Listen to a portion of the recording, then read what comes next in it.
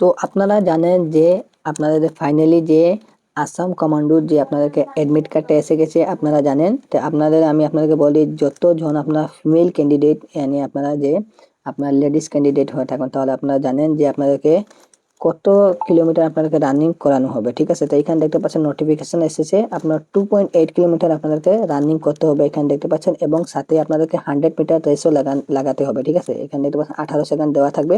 আপনারা যদি এখানে আপনারা মানে 2800 আপনারা 2800 মিটার টোটাল, ঠিক আছে? আপনারা যে রানিং করতে হবে আসাম কমান্ডোর জন্য আপনারা ফিমেল ক্যান্ডিডেট লেডিস ক্যান্ডিডেট, ঠিক আছে? তো আপনারা যদি আপনার অ্যাডমিট কার্ড এসে গেছে তাহলে আপনারা ভালো করে আপনারা প্রিপারেশন করবেন, প্র্যাকটিস করবেন। আপনার বেশি সময় নেই, আপনার 17 যে আপনাদের নভেম্বর আপনাদেরকে অ্যাডমিট কার্ডটা এসেছে। তো আপনারা ভালো করে প্রিপারেশন করবেন এখানে দেখতে পাচ্ছেন, এবং লং জাম্পও আপনাদের থাকবে। আর আপনাদের যে 100 মিটার রেস, ঠিক আছে? 100 মিটার রেসের জন্য আমি আপনাদেরকে বলে দিই, আপনার 100 মিটার যদি রেস আপনারা করেন তাহলে আপনারা এখানে দেখতে পাচ্ছেন 100 মিটার রেসের জন্য আপনাদেরকে এখানে টাইম দেওয়া আছে।